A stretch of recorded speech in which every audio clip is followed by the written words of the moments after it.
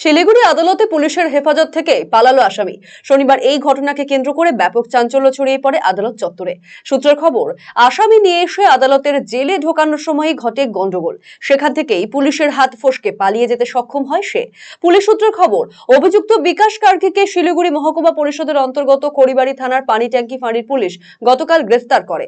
মদ খেয়ে ঝামেলার অভিযোগে গ্রেফতার করা হয় বিকাশ কার্কিকে।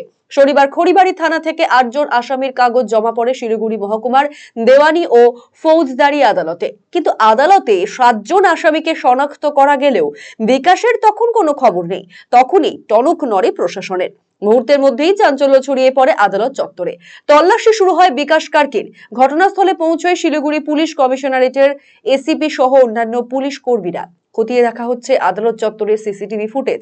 অন্যদিকে ঘটনাকে কেন্দ্র করে শিলিগুড়ি পুলিশ কমিশনারেটের এসিপি পূর্ব টি রবিন বলেন, আসামি এখান থেকেই পালিয়েছে কিনা সেটা আমরা খতিয়ে দেখছি। গোটা ঘটনার তদন্ত চলছে।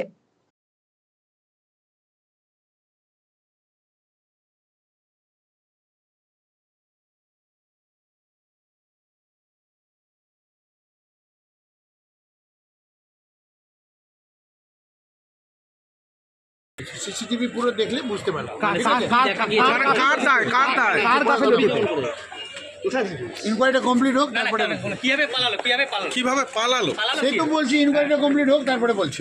ফুটেজে কি পাওয়া গিয়েছে এখনো কার গাফিলতি স্যার? ওটাই দেখবো আমি। এটা তো সেকেন্ড টাইম, এটা সেকেন্ড টাইম হলো এই কোর্ট থেকে। খুব সম্প্রতি সময়ের মধ্যে কোর্টের নিরাপত্তা তো খুবই ঢিলাঢালা। একটা প্রশ্ন তো উঠেই যাচ্ছে স্যার, এটা নিয়ে তো একাধিকবার হলো কোর্টের থেকে আসামি এভাবে তো আমরা পালিয়েছে। বলছি, দেখছি ইনকোয়ারিটা হোক, দেখছি। স্যার কারোর এগেইনস্টে মানে এটা ডিপার্টমেন্টাল কি ইনকোয়ারি কি জেল হচ্ছে? পুলিশ না খড়িবাড়ি পুলিশ, কার কোন পুলিশের গাফিলতি? Nothing more. বলছি। কোন ডিপার্টমেন্টাল ইনকোয়ারি কি শুরু হবে? আমরা inquiry করছি।